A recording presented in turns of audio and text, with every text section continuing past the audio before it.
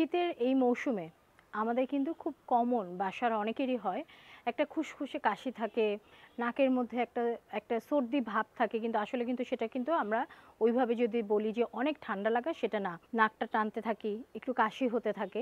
এই ধরনের টেন্ডেন্সি যাদের আছে তাদের প্রথম যে কারণটা আইডেন্টিফাই হয় সেটা হচ্ছে এই সময়, শীতের সময় ধুলোর পরিমাণ বেড়ে যায় বাতাসে। এই যে ডাস্ট অ্যালার্জির থেকেই আসলে এই ধরনের সিনারিওগুলো তৈরি হয়। তো তারা কিন্তু খুব ছোট্ট ২-৩টা পুষ্টিকর যে সাজেশন, হ্যাঁ সাজেশনটা পুষ্টিকরই বলছি, কারণ হচ্ছে খাবার বা পানীয়র মাধ্যমে কিন্তু আপনি অবিলম্বে এই জিনিসটা ঠিক করতে পারেন।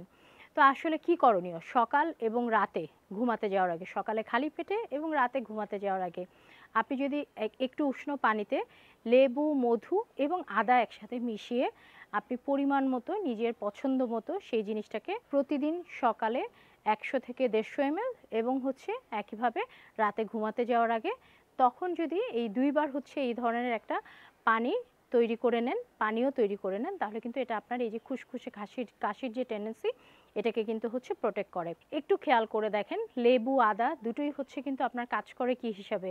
ইমিউনিটি তৈরির জন্য। এবং এই সারাদিনের যে আপনার সতেজতা, এই সতেজতার জন্য কিন্তু মধুর একটা উপকারী ভূমিকা আছে।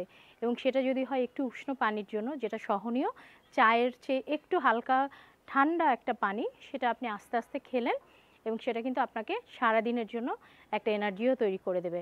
সেমভাবে রাতে ঘুমাতে যাওয়ার আগেও একবার পান করুন এই পানীয়টা। এছাড়া সারাদিনে ধুলোটাকে অ্যাভয়েড করার জন্য আপনি কি করতে পারেন? মাস্ক ব্যবহার করতে পারেন, যাতে ডিরেক্টলি আপনার ধুলোর যে বাইরের যে ধুলোটা আপনার নাকে বা মুখে ঢুকলো না, কিছুটা হলেও আপনি প্রোটেক্টেড থাকলেন। আপনার জন্য কিন্তু চা খুবই ভালো। তো এ সময় আদা চা, লেবু চা এইটা কিন্তু দিনের মধ্যে সকালে ১ থেকে ২ কাপ এবং একইভাবে কিন্তু দুপুরের পর থেকে সন্ধ্যা পর্যন্ত ১ থেকে ২ কাপ কিন্তু আপনি চা খেতে পারেন, যেটা লেবু এবং আদাযুক্ত। টক দই, টক দই হচ্ছে প্রোবায়োটিক্স সমৃদ্ধ, প্রচুর ফাইবার আছে। এ সময় আপনার এই যে ইমিউনিটি তৈরির জন্য কিন্তু এটা খুব ভালো কাজ করবে।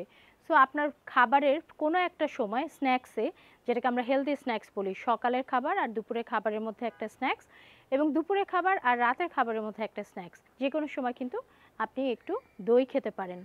কারণ আমরা যদি দেখি সারাদিনের খাবারে আমার দুধ ও দুধ জাতীয় খাবার থেকে কিন্তু ২ থেকে ৩ সার্ভিং খাবার এই দুধ ও দুধ জাতীয় খাবার থেকে আসা উচিত। সো আপনি একবেলা যদি দুধ খান, অবশ্যই আরেকবেলা চুজ করতে পারেন দইকে, যেটা আপনার এই ধরনের খুসখুসে কাশি এবং এইগুলোর বিরুদ্ধে প্রোটেকশন তৈরি করবে। প্রতিদিনের খাবারে যেটা হচ্ছে আমরা বলি স্কিনযুক্ত যে ওমেগা-3 ফ্যাটি অ্যাসিড যুক্ত যে জিনিসটা মাছ, সেই মাছটাকে যদি ইনক্লুড করতে পারেন, সেটাও কিন্তু আপনার এই সময় স্নিজিংয়ের জন্য হেল্প করবে। বিকজ এটা কি করে? আপনার শরীরের ইন্টারনাল যে ইমিউন সিস্টেমটাকে ডেভেলপ করে, স্ট্রং করে এবং এ সময় এই ডাস্টের বিরুদ্ধে আপনাকে হচ্ছে প্রোটেক্ট করতে হেল্প করে। সুস্থতাই সবার কাম্য। ভালো থাকবেন এই আশায় শেষ করছি।